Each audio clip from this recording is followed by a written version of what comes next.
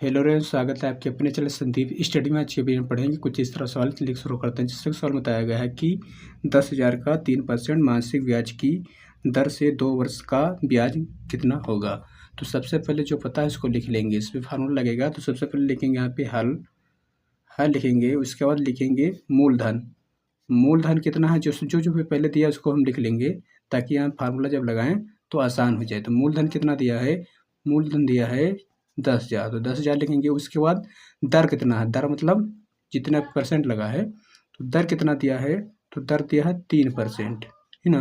अब यहाँ पे कितना है, वर्ष, वर्ष मतलब टाइम कितना दिया है।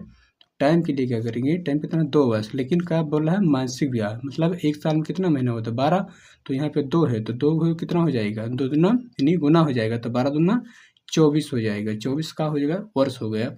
अब इसको क्या करेंगे, इसको फार्मूला पे अप्लाई करेंगे। तो फार्मूला क्या होता है, साधारण ब्याज का फार्मूला क्या होता है, हम सिंपल में लिख दिए हैं। साधारण ब्याज का क्या होता है फार्मूला, यहाँ पे होता है मूलधन इंटू दर इंटू समय, ये होता है। इस समय का है जी 24, आप बटे में क्या होता है, बटे में होता है 100। ये होता है सिंपल फार्मूला किसका, साधारण ब्याज निकालने का। तो मूलधन जितना है, मूलधन लिखेंगे। तो मूलधन कितना है 10,000, तो यहाँ पे लिखेंगे 10,000 मूलधन इंटू दर, दर मतलब समय, समय कितना है 3, इंटू समय कितना है, मतलब मानसिक से पूछिए। अगर सिंपल पूछे तो ऐसे ही रखा जाए 2, लेकिन मानसिक पूछे तो 12 दूना कितना हो जाएगा 24 हो जाएगा, क्योंकि एक साल में कितना होता है 12, तो 2 तो कितना हो जाएगा 12 दूना 24 हो जाएगा। और बटे में कितना होता है, बटे में कितना होता है 100, क्योंकि फार्मूला का है 1 जीरो से 1 जीरो कटा, 1 जीरो से 1 जीरो कटा।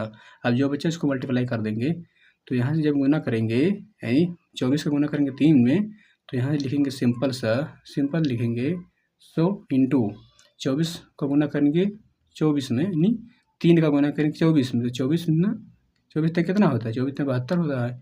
अब 72 का गुना करेंगे 100 में, तो जब 72 का गुना 100 में करेंगे तो 72 हो जाएगा, 2 जीरो लग जाएगा, मतलब इतना।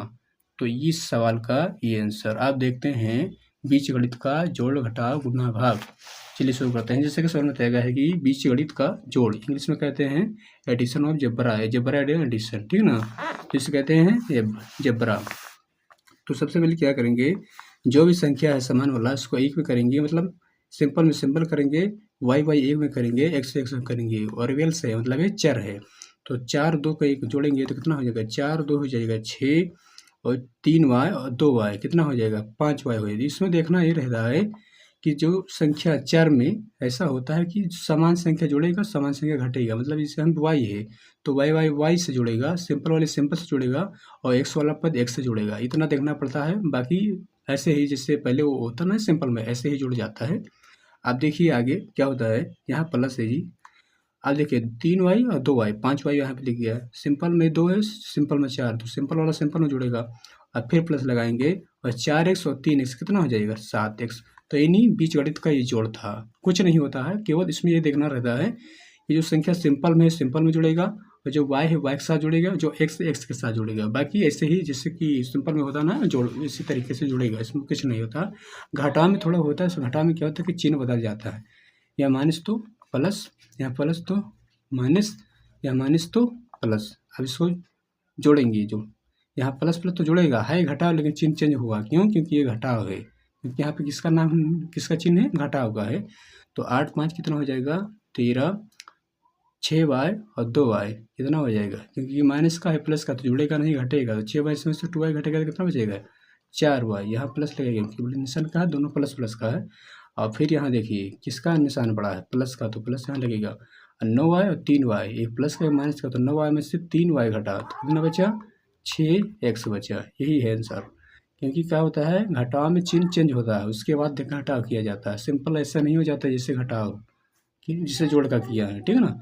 आप क्या होगा बीजगणित का गुना करते हैं, तो गणित में तो क्या होता है सिंपल से गुना कर दो, बारी बारी से, इससे गुना करो, इससे गुना करो, इससे गुना करो, इससे गुना करो, सिंपल से जो जुड़े जोड़ दो, जो घटे हुए घटा दो।